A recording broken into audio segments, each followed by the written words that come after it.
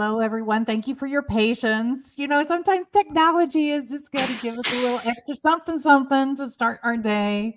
We are so happy that you're here at the story I'm telling myself. Sabrina, welcome. I am glad you're here.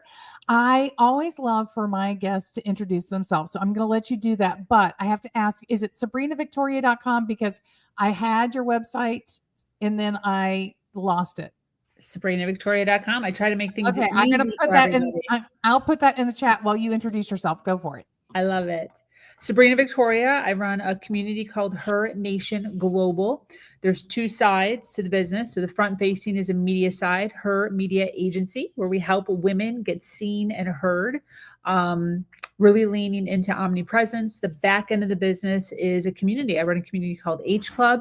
It's for women business owners. We run masterminds, networking, business and sales growth workshops, and everything that I do runs around community. It's the most important thing to me. I lost my community when I was 21 years old. I ended up pregnant, not being married, in a very religious household, and everyone that I had ever known left me within 72 hours of announcing my pregnancy. And really just recognizing through the turmoil that I went through that community is everything.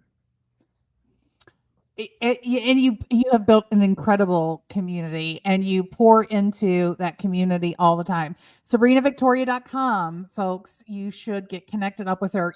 This is an interactive show. We love having you with us in the comments. So if you are catching this live with Sabrina and I, please introduce yourself, ask your questions along the way, share your comments. We love to know that you are there. And I've been so excited for this week.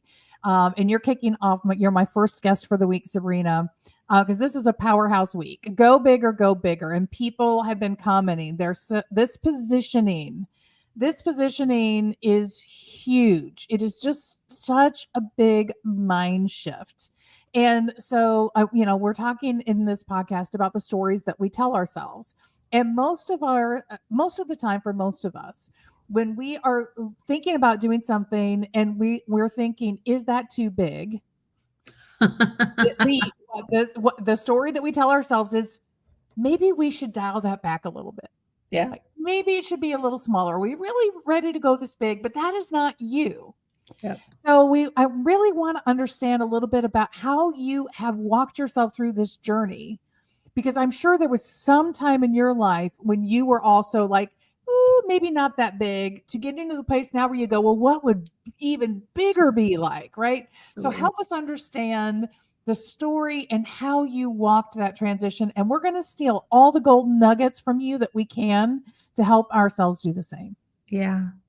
I mean, quite honestly, a lot of it is just at this point in my life, I'm 42 years old. More of my life was spent in victim, in a weak mindset, than a powerful mindset. I mean, at this point, that's just the truth of it. And I think let's just pause there and say, if you relate to that, look, Sabrina just told you it's okay. You get to forgive yourself and rise above that. And absolutely rise above it. And I think a lot of my audacity, I always say you have to have a lot of audacity as a business owner, is I just realized how much time was, I don't want to say wasted, right? Because so much of my story is the catalyst for who I am now, but also low-key wasted, right? And just really recognizing how much time I have left. I was one of those people where follows Sarah Blakely's husband. He talks a lot. His mind is escaping me here, but he talks a lot about doing the math on your age and how many weekends you have left, how many days you have left. And when you really hone in on like how many you have, it'll wake you up. It'll wake you up and really ignite. I guess I don't really need to be ignited. Really pour some fuel on that flame to get you moving. And the bigger, I always say, the bigger the goal, the bigger the vision, for me, the harder I work. Yeah, I was just listening to one of my favorite podcasts is We Can Do Hard Things with Glenn and Abby and Amanda. And Michelle Obama and her brother were on the show this week. And her version of that is how many summers, you Yeah. know, she just lost her mom. And she's like, you get to this age where you realize I might have 20, 21 more summers left. Yep. And her brother's like, that is a disruptive thought. So Absolutely. you were in a victim story. Yeah. You said you found, and so tell us a little bit about how did you discover your victim story? I Oh, mean, I how did you always say get that awareness about I that? know the exact day and time. I'll never forget it. I always say Google saved my life. I was in an abusive relationship as a single mom. And one day I was on the floor having a total mental breakdown, like the kind where you're crying and screaming at the same time, like death is coming out of you. And I was in the fetal position on the cold floor in the bathroom, curled up, bawling my eyes out.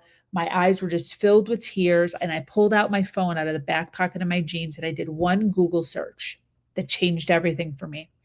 I searched up, why is my boyfriend bullying me? I had been with this man for 8 years. He was so mean to me every single day, Mm. all day long.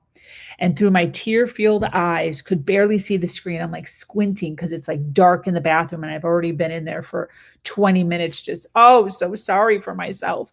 And Google informed me that I was with a partner who had high narcissistic traits, that I was a codependent, high empathy. I had no financial fortitude. And I realized two things that day. I realized one, my partner was totally messed up in the head. Number two, I was totally messed up in the head. And at Mm. that point, I recognized I have to stop blaming him for all the shit that's going on. And I have to start. Okay, wait.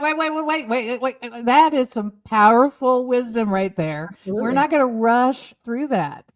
All right? Like we need to pause and say that a couple of times because so many of us, right? It is so hard. It is our ego does not want us Yeah, to own our part. absolutely. It wants to look outside of ourselves Yeah, and keep us in that victim seat, yeah, yeah. right? And one of the things that I am very grateful for is somehow in my learning of my partner's traits, toxic traits, somehow I stumbled upon so many stories, which is why I love going on a podcast so much, telling me that like we have to get out and we have to find our own power versus some women who I hear find out that their partner has narcissistic traits and they just stay in the same cycle of like then trying to fix them. Right? They never get to the personal development part where they realize, oh, I can only fix myself. Right. So Right. I am so grateful. I don't know how that happened to me where I just happened to fall on top of just brilliant information from other people, but I somehow didn't spend a lot of time in like trying to fix him. I somehow immediately was just like, I have to move on. I have to find my own power. I have to create some brilliance in my life and change this up myself.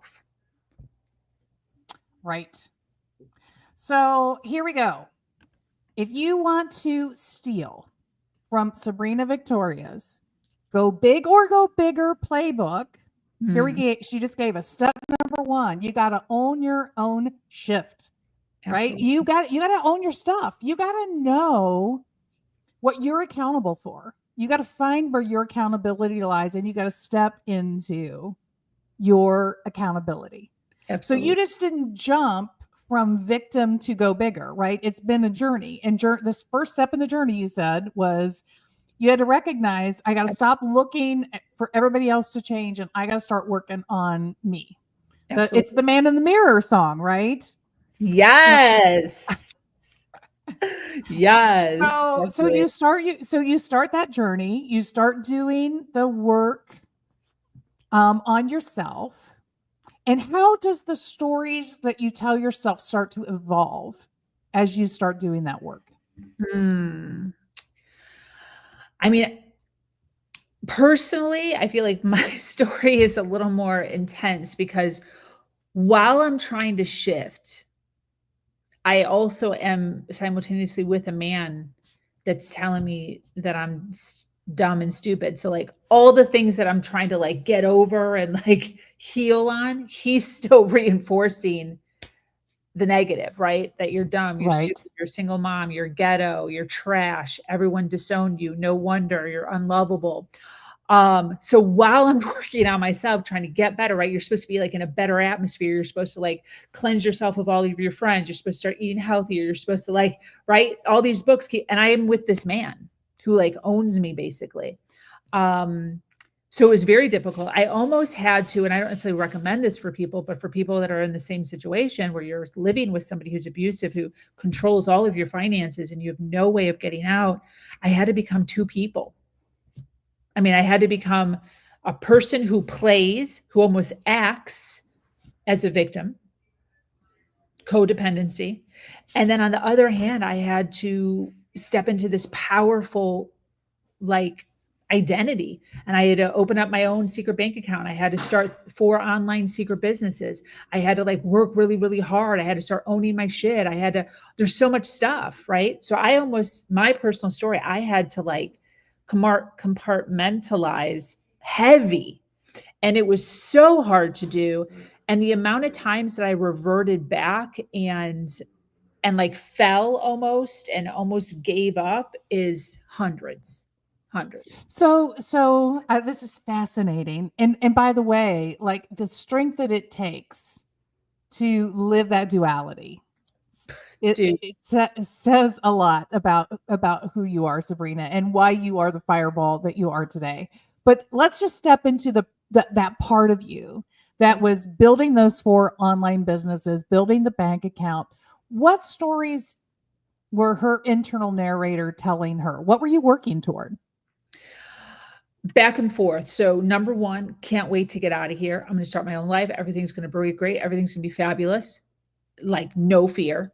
And then also it's simultaneously at the same exact time, all the fear. This is going to fail. This is the stupidest idea ever. What am I even thinking? I've never even been on my own. I have a baby to support. Like there's no way I'm going to be able to do this on my own. And these are the two things that we all deal with. Like all of us have this, the angel and the devil type thing. And I had to choose the light more than I chose the dark. And I think that's how I ended up getting out. But it's always a constant choice. And again, same, fell back all the time of this is stupid. I stopped saving. I'd stop working as hard.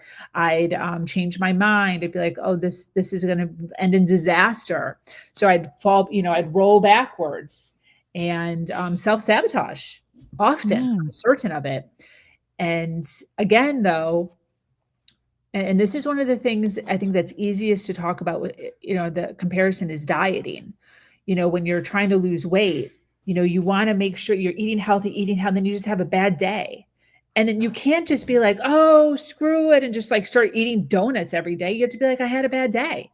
And then you have to like go back and you have to start exercising again and eating healthy if you ever want to get anywhere. So one of the things that I feel like is something that is intuitively just in me is I have the ability to be able to say, oops, and then get right back on track.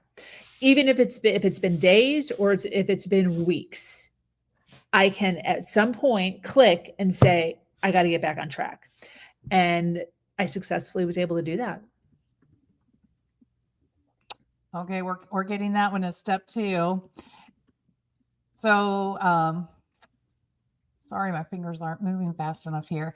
So step 2 then. So first you got to own your own shit. You gotta take accountability for your life, which you did, and you started building into what you wanted to be.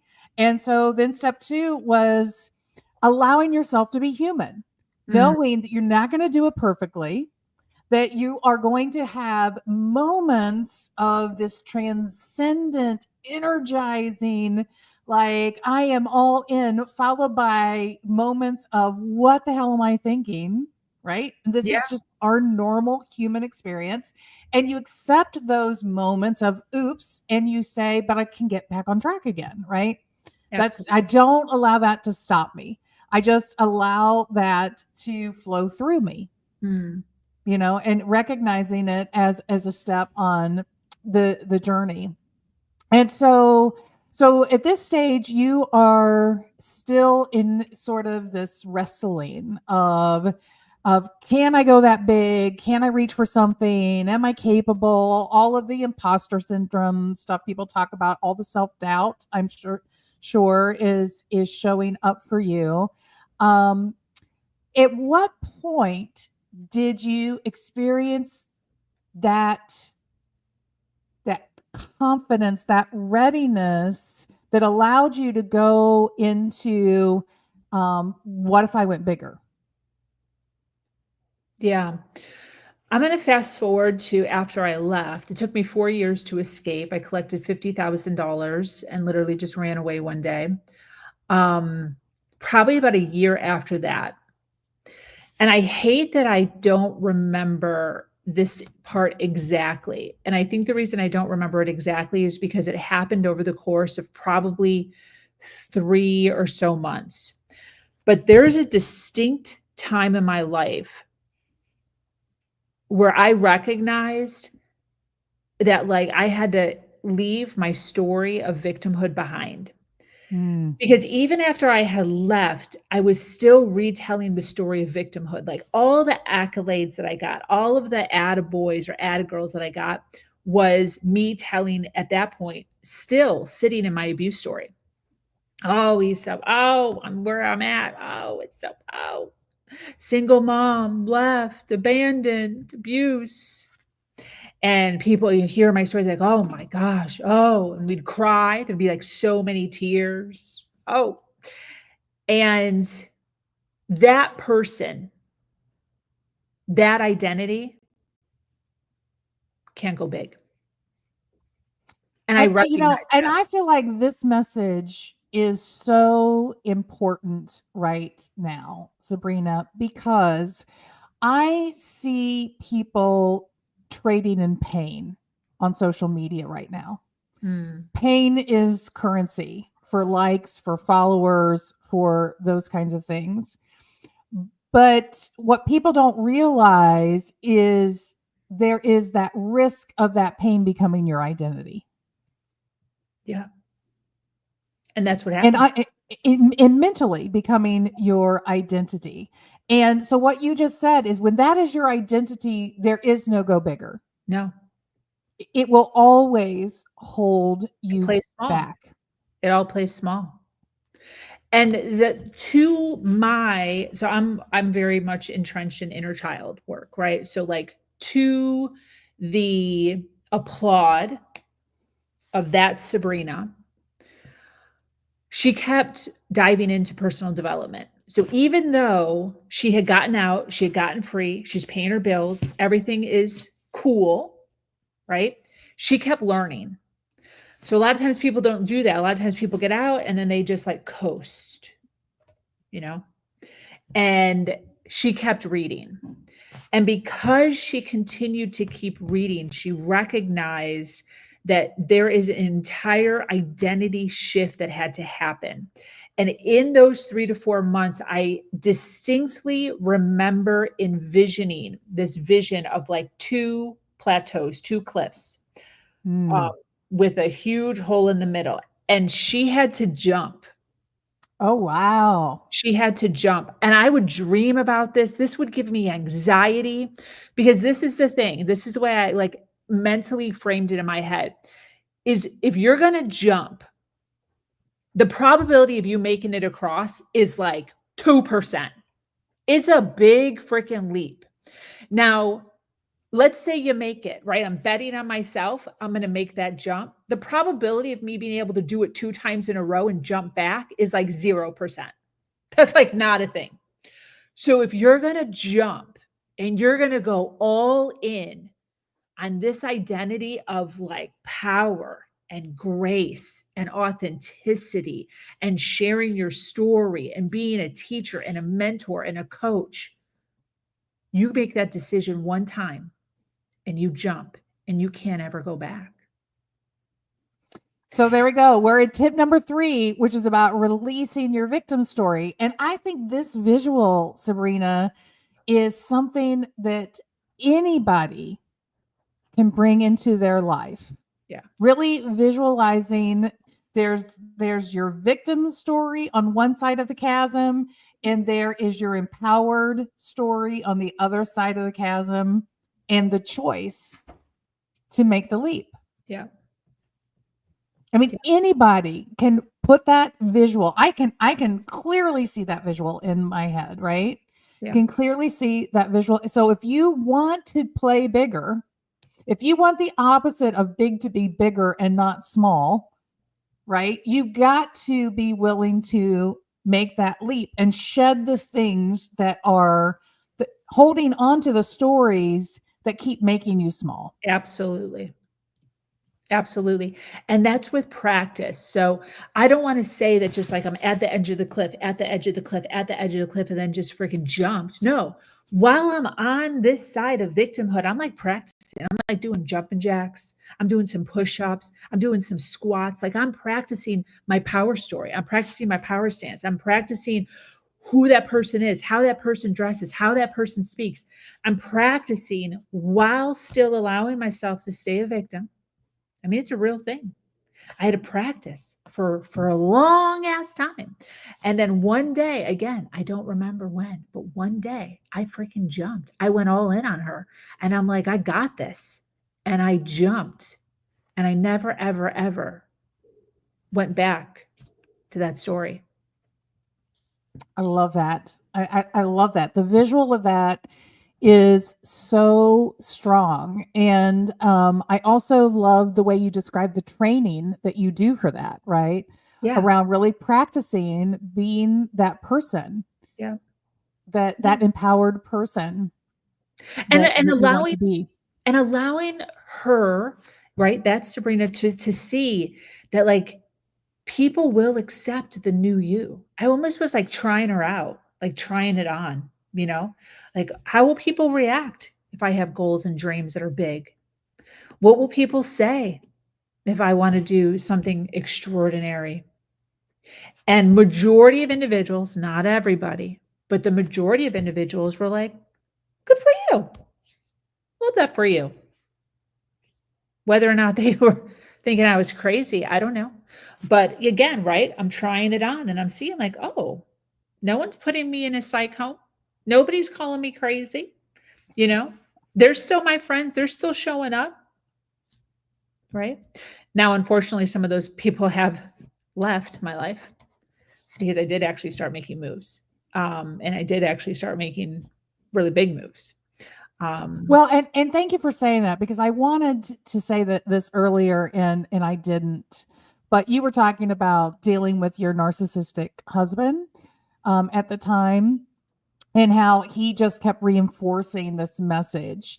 And look, this happens to anybody who is trying to create a new story about themselves, that's trying to step into a different frame and space. You will have people around you who will keep wanting to put you back in the box that Mm, they know you in, that are going to struggle with you advancing beyond who they know you to be. absolutely. Some of them will eventually maybe get there with you, and some of them you will have to leave in your past. Absolutely. Because if you don't, they will continue to try to drag you into your old story. Yeah. Yeah, exactly. Misery loves company. And one of the things that I started to recognize is that some of my friends were like that. We'd literally talk, and all we would do is, this is my problem. Oh, really? This is my problem. Oh, really? Oh, I have this problem. And then this problem. And what was starting to happen is I would get on calls and I'd have to, before I talked, I'd have to sit and I'd have to like think of a problem because my mindset had changed so much. It would be something silly, like because I was just such an optimistic mind. Like even there's still shit happening. Like don't get me wrong, it's not like oh she's powerful now, and then just like no. There's so many problems still, so many problems. Just the way of which I'm deciding to handle them are just way different.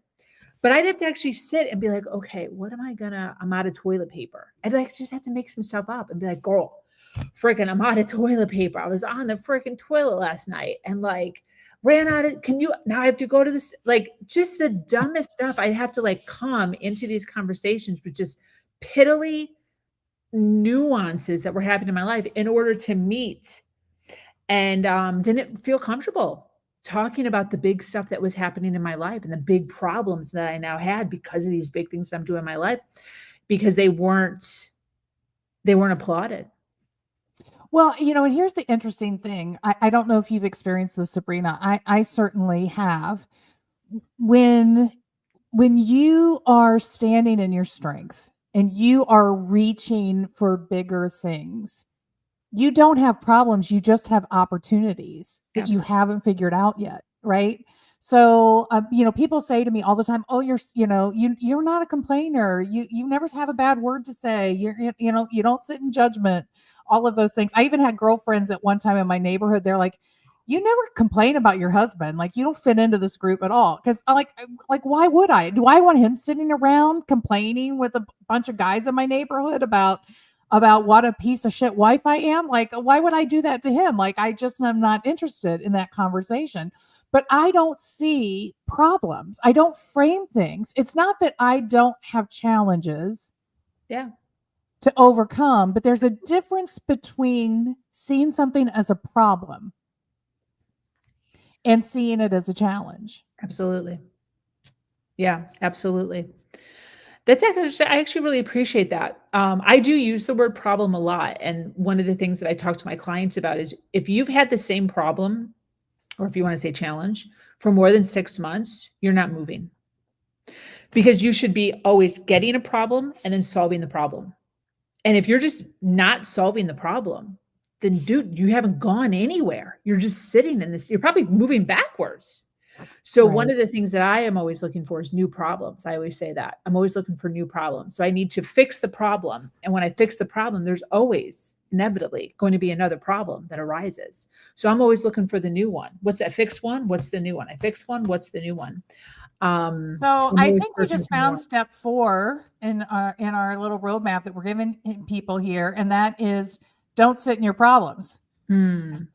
Right? Yeah. And don't surround yourself with people that just want to sit exactly and navel contemplate on their problems. Yeah. And there are people, I mean, look, a lot of people love drama. Most people I am not really a drama person at all. And I sort of have raised my girls that way. But there are people that they don't know what to do if they don't have drama. Yeah. In their lives. Yeah. And there's nothing else to talk about because they're not doing anything big.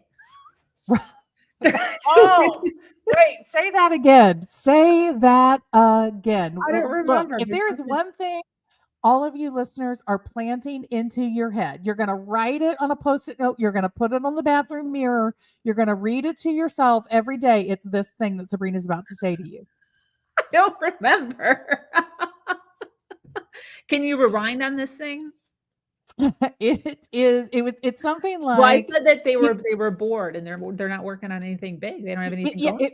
If you're stuck in your problems, you don't have anything to talk about because you're not doing anything bigger. You're not moving forward in any novel, exciting way. Exactly. So that's the difference between a victim mindset and a victor mindset. Is victor the most interesting thing about you is the problem that you can tell somebody, that should be the alarm bell going off in your head, right? That it's time to change. It's time to make this shift. Yes, this is exactly my thought process that I'm consistently talking about. Because I'll have that, and no shame on anybody, but I'll talk to somebody, 3 months ago, and fast forward 3 or 4 months, I talk to them again, same shit. I'm like, girl, why has this not been fixed? We need a new one. What's the new what have you been doing for 4 months? Nothing, quite obviously. So you have sort of adopted this mindset practice, right? When you're looking at something and it's feeling a little bit scary, you say, okay, so what would it mean if I went even bigger? right? Like Absolutely. so you just push it the boundary a little bit further. Absolutely. Um, what does that unlock? Fear, dude. And that's where a lot of people, and to be completely transparent here, I'm actually having a really hard time with this. In the era of feminine energy that's like really being pushed right now and like being in the flow, right? There's a lot of, I'm hearing, this doesn't mean that it's true. I'm hearing a lot around like calm.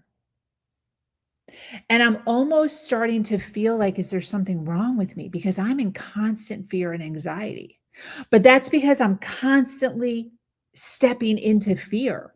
Like if it's calm, I'm like, dude, what are we? This is boring, right? So maybe that's something that I need to be working on.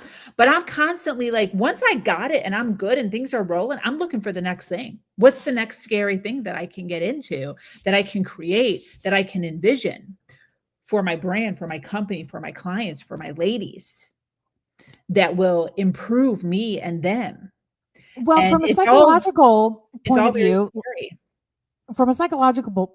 I think that when you say, when you have that thought, that internal narrator turns on the mic and is like, "Are you really sure about that, Rita? Should you really, you know?" And so instead of saying, "Ooh, should I?" Should I go, "Ooh, okay, you're right. Why don't we go bigger instead?" And I Yeah, start imagining what even bigger could be, like yeah, pushing myself into an even more fearful place, absolutely. right?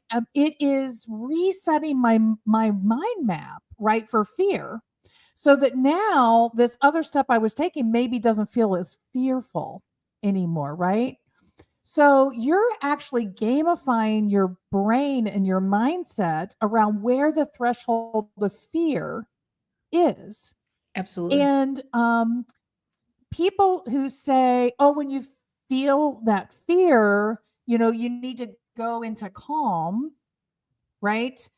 That's choosing a different path, stepping back from the fear. You're getting the same kind of calm. Mm, You're just getting it in a different way, mm. and arguably a more powerful way, right? Because you're gamifying your body's threshold for fear, your response to fear. Yeah, So instead of fear being an alarm bell, yeah, fear is it's opportunity in action, absolutely. right? Absolutely. That's exactly the way that I view it. And a lot of it goes back to what we were talking about previously, where we were talking about the vision that we have for ourselves and how much time we have left. So it's like when I think about the vision that I have, like the dreams, the desires, the like big picture, I'm like, dope. We don't have time. We don't have time to sit here and relax with our feet up. We got stuff to do. So a lot of that, it's the same exact, scenario as far as like, I don't, the vision that I have, I don't even know if I'm going to be able to do it in my lifetime.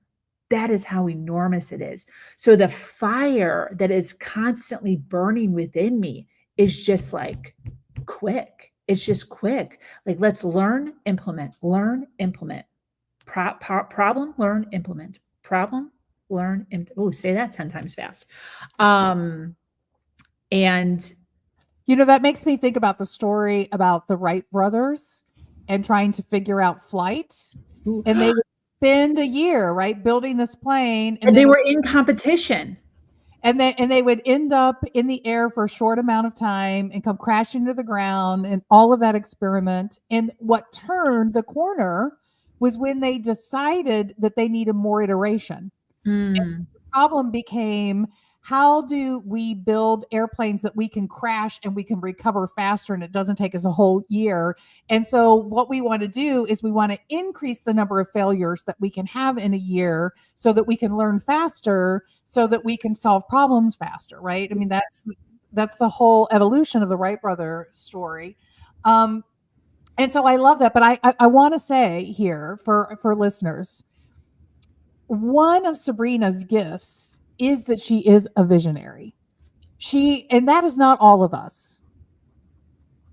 Not all of us are big visionaries. Not all of us are those people who have ideas about how to change the world like Steve Jobs and just night and day are moving forward to do that. If you are not that person, it is okay.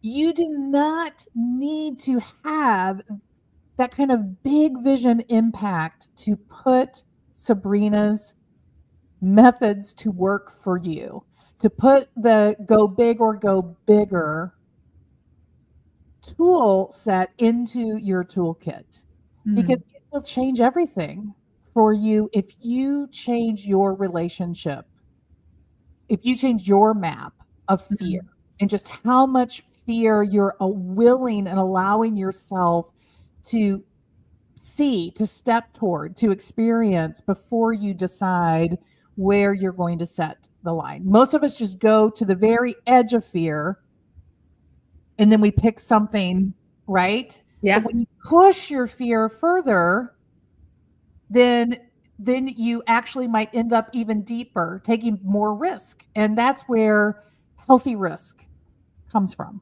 Yeah. Yeah. Absolutely. Well, I would love to continue to talk with you for an hour, but we do keep the episodes pretty brief. So I'm going to give you final words. Those were my final words. Final words or thoughts you want to share with everyone, Sabrina, before we close the episode. I love that. The mantra that I've been carrying with me since probably my late 20s.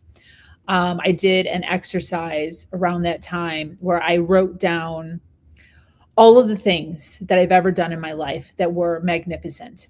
And I've continued up to today in adding to that list, good and bad. So things that I've overcome that were really hard, and things that I've done that were just amazing.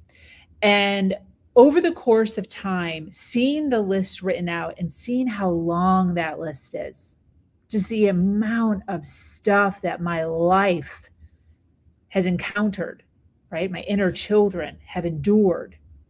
I've come to realize one thing, and this is the mantra that I've been saying for years. Whenever I'm feeling a little bit of anxiety, whenever I'm feeling a little bit of overwhelm, I take a deep breath and I breathe out. And I say one sentence. I say, everything is going to be okay. And through the acknowledgement and the simplicity of that, and reminding myself of my list. When I say that, I remember my list. And I'm like, dude, with all that I have been through, this too, I can get through. So I implore everyone to do that. I love that. That mantra, everything is going to be okay, and really choosing to believe that for ourselves. Okay, SabrinaVictoria.com is how you're going to connect with Sabrina. Friday, come back. Olivia Fitchett, who worked for Michelle Obama as an intern in the White House, is coming to talk about overcoming some serious self-doubt and imposter syndrome. You're not going to want to miss that episode. It is Friday at 12:30, and tomorrow at 5, Sandra Adeyeo Bellows, episode number 3, drops on all podcast platforms. And she dropped some real wisdom about really making decisions about what is right for you and making sure that your worth is being valued. So look, gift that episode to somebody that you care about that maybe is struggling in their career or thinking about a career change. They will thank you later. So that's what's going on this week on The Story I'm Telling Myself. Thanks for being with us today. Thank you so much, Sabrina. This was amazing. I appreciate you. And I look forward to seeing everybody back here on Friday. Have a great day. Bye.